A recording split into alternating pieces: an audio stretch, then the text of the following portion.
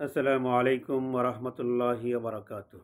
আলহামদুলিল্লাহ রবিল আলমিন ওসলাতু ওয়াসসালামু আলা সাইয়্যিদিল মুরসালিন ওয়া আলা আলিহি ওয়া আসহাবি আজমাইন। প্রিয় ভাই ও বোনেরা, আশা করি ভালো আছেন। আজকে দেশের বড় ডামাডোলের মধ্যে অন্য বিষয়গুলো গুরুত্বহীন হয়ে পড়েছে। আজকে শেখ হাসিনার ফাঁসির আদেশ, মৃত্যুদণ্ডের আদেশ ঘোষণার আড়ালে আরও বড় একটি ঘটনা, অনেক ঘটনা হয়তো ঘটেছে, বড় একটি ঘটনা আমার নজরে এসেছে। বাংলাদেশের লালদিয়া টার্মিনাল কার হাতে তুলে দেওয়া হয়েছে? $550 মিলিয়ন বিনিয়োগ করবে, এরকম একটি কথা আমাদেরকে বলা হয়েছে। এপি মিলার মিয়ার্স, এটি ডেনমার্ক ভিত্তিক একটি অপারেটর, বড় একটি কোম্পানি। তাদেরকে 30 বছরের কনসেশন চুক্তির আওতায় লালদিয়া টার্মিনাল দিয়ে দেওয়া হয়েছে। লালদিয়া টার্মিনাল কোথায়? কর্ণফুলী সংলগ্ন চিটাগাং বন্দরের পার্শ্ববর্তী 32 একর জায়গায়, যেখানে দীর্ঘদিন ধরে আমাদের প্রকল্প নেওয়ার কাজ চলছিল। সেটা বিএনএস ইসাখা, বাংলাদেশের প্রধান নৌঘাটির পাশে, বাংলাদেশ নাভাল একাডেমির সংলগ্ন, যেখানে বাংলাদেশের সামরিক অস্ত্র খালাসের জায়গা। এখানে বাংলাদেশের সাবমেরিন ঘাঁটি আছে। সেন্ট মার্টিন নয়, বরঞ্চ এই জায়গাটি অনেক বেশি গুরুত্বপূর্ণ। এমন একটি জায়গা, এখানে যদি কোনো কন্ট্রোল নেওয়া যায়, পুরো বাংলাদেশকে নিয়ন্ত্রণ করা সম্ভব। সাইনিং মানি হিসেবে আজকে 250 কোটি টাকা দেওয়া হবে বলা হয়েছে। আজকে বাংলাদেশের চোখ ছিল অন্যদিকে। সেই সময়ে হোটেল ইন্টারকন্টিনেন্টালে চিটাগাং পোর্ট অথরিটির সাথে আমাদের যে দেখা যাচ্ছে যে এপি মিলার মিয়ার্স, যে ডেনমার্ক ভিত্তিক কোম্পানি, সেটি সেখানে এলওএ হস্তান্তর করা হয়েছে। 30 বছরের চুক্তি, আরও 15 বছর এটা এক্সটেনশন করা যাবে। এবং সেখানে যেই কোম্পানি এপি মিলারের, এটি নিঃসন্দেহে একটি দক্ষ কোম্পানি ডেনমার্কের। বলা হচ্ছে আমাদের এখানে অনেক দক্ষ লোক গড়ে তোলার জন্য তারা ভূমিকা রাখতে পারবে, কর্মসংস্থান তৈরি হবে, হতে পারে সবই সত্য। 500 থেকে 700 জন লোক এখানে কাজ পাবে সরাসরি। এত বড় প্রজেক্ট, 500 থেকে 700 জন লোক কাজ পাবে। বাকি ঠিক আছে, এক্সপার্ট জায়গাগুলোতে তাদের লোক থাকবে।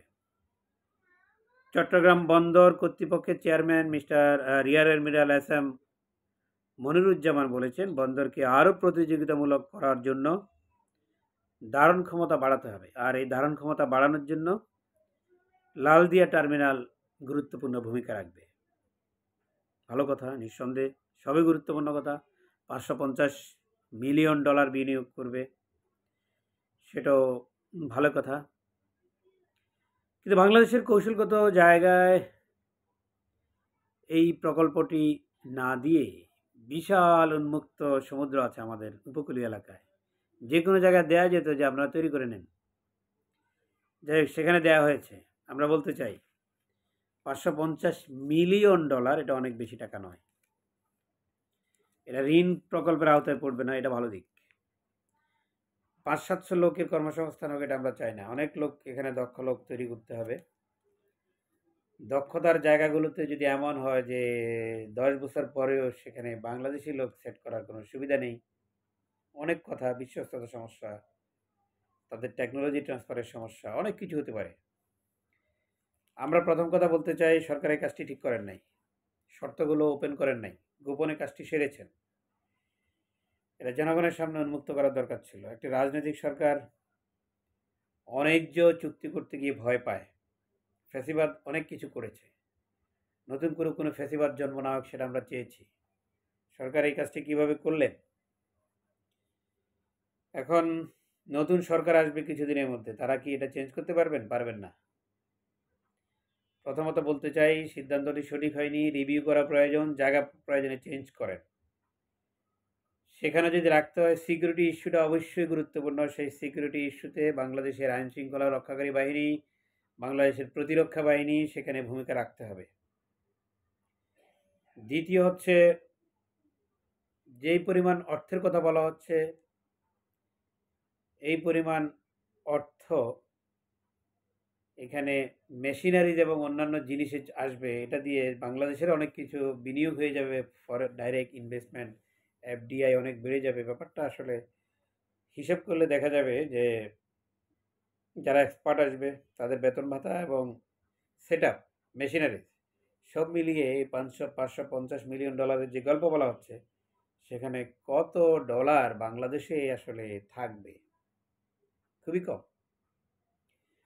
এখানে দক্ষতা জায়গাগুলোতে প্রতিটা জায়গায় এখন যে বন্দর যারা অপারেট করছে সব বাংলাদেশি। সুতরাং ওই জায়গাগুলোতেও প্যারালাল প্রতিটা ক্ষেত্রে বাংলাদেশিকে বাধ্যতামূলকভাবে নিয়োগ করতে হবে। দক্ষতার যে জায়গাগুলোতে, অলসতার যে জায়গাগুলোতে সমস্যা মনে করেন, গ্যাপগুলো অ্যানালিসিস করে সেখানে আপনারা লোক রাখেন। দ্বিতীয় হচ্ছে সামরিক কৌশলগত জায়গা, যেটা ইতিমধ্যে বলেছি। কারণ এই এপি মিলার মিয়ার্স ডেনমার্ক ভিত্তিক কোম্পানি হলেও আমেরিকার অস্ত্র পরিবহনকারী বড় কোম্পানি এটি। পৃথিবীর দেশে দেশে অস্ত্র সরবরাহ করে তারা আমেরিকার। বিশেষ করে ইসরায়েলে যত আমেরিকান অস্ত্র সাপ্লাই দেয়া হয়, বেশিরভাগ তারাই সরবরাহ করে, তারাই পরিবহন করে নিয়ে যায়। এই জায়গায় আমাদের আপত্তি আছে। সুতরাং চেক অ্যান্ড ব্যালেন্স কীভাবে হবে, শর্তগুলো আমরা দেখি নাই, সেগুলো রিভিউ করতে হবে। আগামী সংসদে এই সিদ্ধান্তটি রিভিউ করতে হবে। তখনকার সরকার যদি সেক্ষেত্রে ভূমিকা না রাখে, তারাও এর দায় দায়িত্বের মধ্যে পড়বে। 30 বছর অনেক লম্বা সময়। প্রফেসর ইউনূস কথা বলতে গিয়ে 32 সালের কথা বলেছিলেন, 30-32 সালের কথা বলেছেন, অথচ এখানে আমরা দেখছি 30 বছরের জন্য চুক্তি। ব্যাপারটা এক ধরনের প্রহসন হয়ে গিয়েছে। আমরা প্রথমত ঘটনাটির নিন্দা জানাচ্ছি। দ্বিতীয়ত, যে অবস্থায় আছে এখানে এফডিআই যাতে বাংলাদেশের কাজে লাগে, শুধু পরিসংখ্যানের জন্য নয়, এখানে এক্সপার্টাইজ যাতে বাংলাদেশের কাজে লাগে। আমরা সার্বিকভাবে সামরিক কৌশলগত জায়গায় যদি চেক দেয়া না যায়, তাহলে এই চুক্তি থেকে সরে আসার দাবি জানাচ্ছি। আর যদি চেক দেয়া যায়, তাহলে শর্তগুলো জনগণের সামনে প্রকাশ করার দাবি জানাচ্ছি। এটা মাথায় রাখবেন। আপনারা কয়েকদিন পর চলে যাবেন, কিন্তু যদি উলট পালট কিছু করে থাকেন, দেশের জনগণ আপনাদেরকেও ছাড়বে না।